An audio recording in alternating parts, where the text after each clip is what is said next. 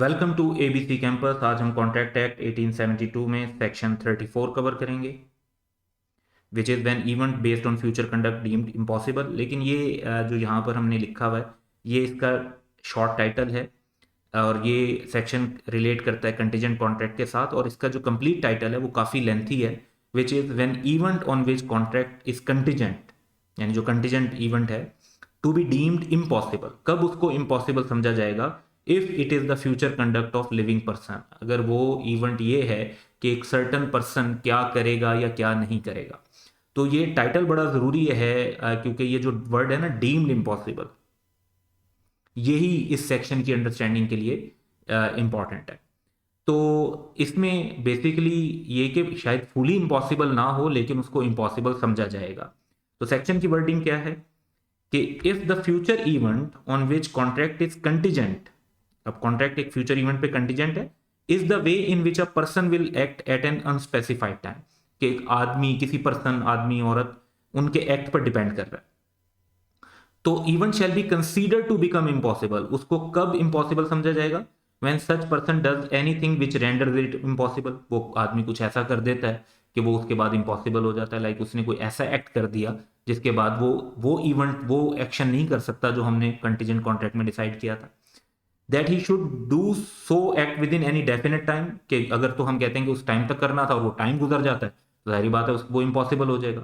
और otherwise than under further contingencies, कि या आप कहते हैं कि फिर और भी ज्यादा कंडीशंस इनकॉर्पोरेट हो गई हैं, उसके बगैर वो काम अब नहीं कर सकता। अच्छा, ये जो otherwise than under further contingencies है, इस पर हम एक एग्जाम्पल करते हैं और उस एग्जाम्पल से पूरे कॉन्सेप्ट को समझते हैं। तो लेट्स से कि हमारे पास टू कैरेक्टर्स हैं, कमाल एंड सरमद। और कमाल ने जो है एक प्रॉमिस किया सरमद से कि I will pay you ₹1 million if you Mary Shazia. तो सरमद ने ये जो ऑफर थी ये एक्सेप्ट कर ली। अब यहाँ पर पॉइंट ये है कि जो कॉन्ट्रैक्ट है वो सरमद के एक्ट पर डिपेंड कर रहा है और सरमद के साथ शादिया के एक्ट पर भी डिपेंड कर रहा है कि सरमद और शादिया की अगर शादी होगी तो फिर सरमद को जो है वो पेमेंट मिलेगी। लेकिन होता क्या है, लेट से कि शादिया जो है वो सरमद के बजाय शी मैरीज दाऊद, तो दाऊद के साथ शादी कर ली। अब यहाँ पर हम देखें तो लॉ का जो पर्सपेक्टिव है वो क्या है। अब लॉ के पर्सपेक्टिव में 3 पॉइंट्स हैं। पहला पॉइंट तो ये कि जो marriage of Sarmad to Shadiya जो है वो अब इम्पॉसिबल कंसीडर होगी, उसे हम इम्पॉसिबल कंसीडर करेंगे। आल्दो अगर आप देखें तो अंडर फर्दर कंटीजेंसीज कुछ पॉसिबिलिटीज हैं। फर्दर कंटीजेंसीज में ये पॉसिबिलिटीज हैं कि आप कहते हैं कि जी इन फ्यूचर ऐसा हो सकता है कि दाऊद की डेथ हो जाए या दाऊद और शादिया के दरमियान डाइवोर्स हो जाए।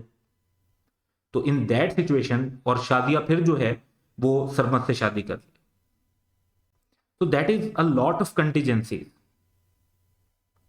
कि इन जनरल तो जो कॉन्ट्रैक्ट है वो इम्पॉसिबल हो चुका है और उसकी पॉसिबिलिटी अगर कुछ है भी सही तो वो फर्दर कंटीजेंसीज के अंडर है, उसके बगैर नहीं है। तो इस हाल आल्दो के हम कह सकते हैं कि प्रैक्टिकली 100% इम्पॉसिबल नहीं हुई एक सिचुएशन, लेकिन लॉ की नज़र में इसको इम्पॉसिबल ही समझा जाएगा। और इवन इफ ये जो हमने फर्दर कंटीजेंसीज कंसीडर की कि ये हो ही जाता है कि लेटर सरमद और शादिया की शादी हो जाती है जो कि दाऊद की विडो बन जाती है, उस सूरत में तो स्टिल ओल्ड ऑब्लिगेशन रिवाइव नहीं होगी और कमाल को ₹1 मिलियन पे नहीं करने पड़ेंगे। तो ये एक छोटा सा सेक्शन था, लेकिन इसके अंदर एक टेक्निकल पॉइंट है जो कि सिनेरियोज और जो है एग्जाम के क्वेश्चंस के अंदर कवर हो सकता है, इसलिए आपको इसकी जो है इस डिटेल का आइडिया होना चाहिए कि ये जो अंडर फर्दर कंटीजेंसी वाला पॉइंट है ये बेसिकली किस तरीके से अप्लाई होगा। And that's all for today. Have a good day.